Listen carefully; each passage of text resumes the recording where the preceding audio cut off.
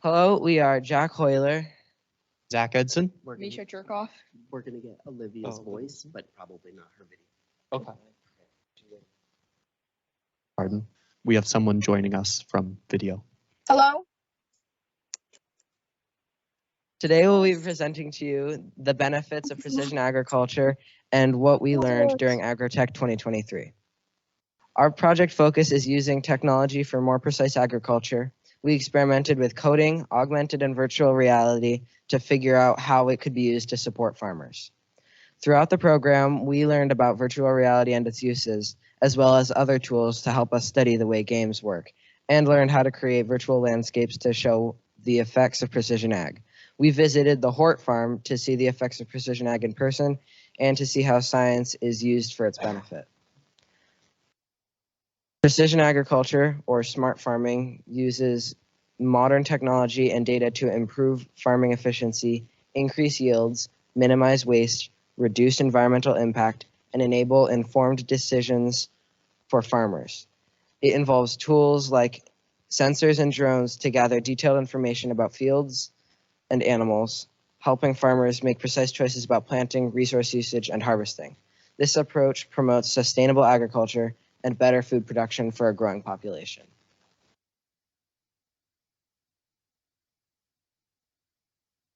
All right. Well, we did have videos, but it looks like they're not working. That's okay.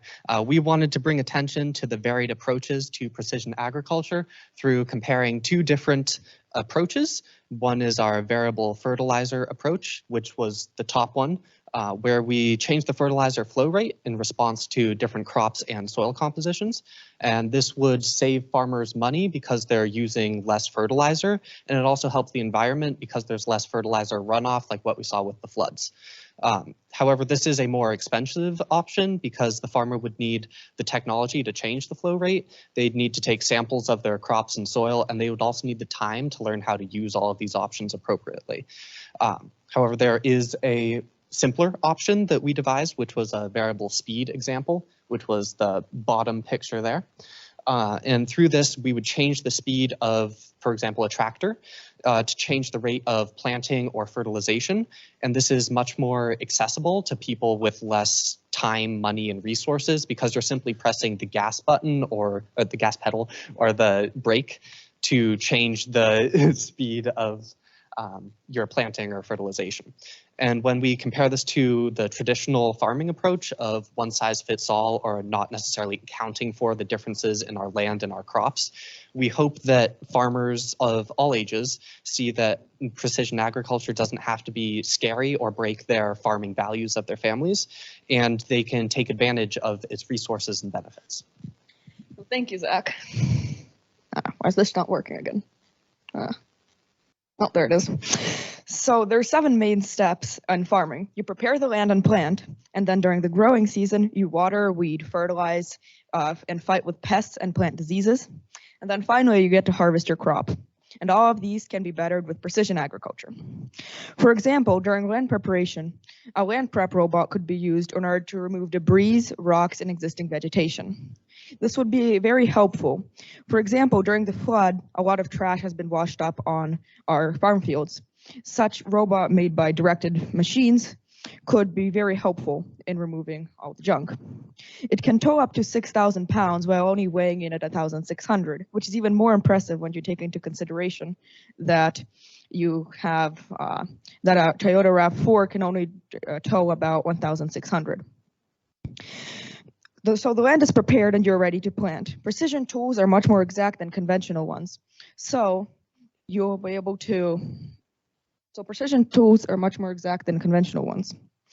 So germination rates will be bettered since depth and crop width planting would be more at a pinpoint accuracy. Advancements are used in traditional farming as well, such as drip lines and automated systems and sensors. But other advancements aren't. For example, variable drip irrigation. This allows for watering areas with not enough moisture while avoiding others with enough. Most of us know riparian buffers as flood-stopping plants planted along rivers or lakes. This helps reduce flood impact and sediment deposition. It can help, this would be very helpful during the Vermont flood to reduce sediment and soil contamination.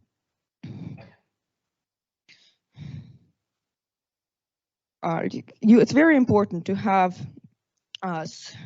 nutrients, water, and sun for all of your crops.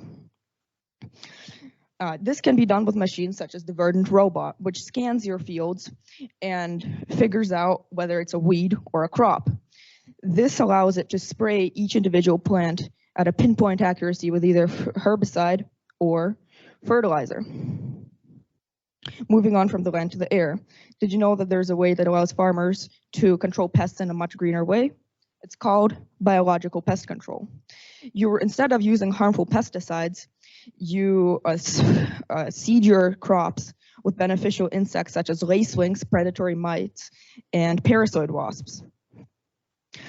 The parabug drone scans your fields and only drops the bugs on infected areas of the field. So we saw examples in planting and land preparation, and now to harvesting. Harvesting is all about precision. The Organi Farms robot created in Germany in 2020 autonomously harvests strawberries. It uses its camera to scan each berry and harvests only the fully red ones. This is not only improving shelf life, but also eliminates the risk of accidental damage since no human has ever touched the crop. Isn't it amazing how to see how technology is revolutionizing the way we farm by using data-driven decision making? That this is the work we did today. So thank you. Any questions?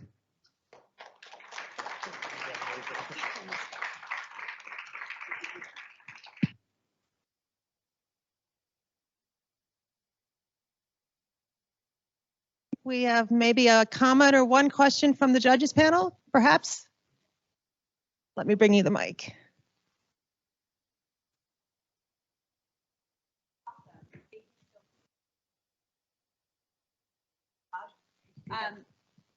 One curiosity just in listening to your presentation is what are some of the challenges that you foresee for farmers? I imagine there's a cost, but any additional challenges that you foresee for farmers that may want to adopt some of these technologies? Well, just talking about costs, you could use maybe a communal system, maybe owned by UVM, where farmers could have different membership levels in order to rent out the machinery. It could be serviced by UVM. So that could be a potential, because cost definitely would be a problem because most of them cost even more than a $250,000. Also, I'd like to add that like time is a big factor as well, because we know like farmers are always busy, get up at daybreak, go to bed when the sun falls, but learning how to use all these machines and setting them up takes a ton of time. And when you're already investing all that money, to lose more money because you're not necessarily out on your fields is a big kind of distraction from what we're trying to get them to use. So yeah. Thank you, guys. That was fabulous. Another round of applause.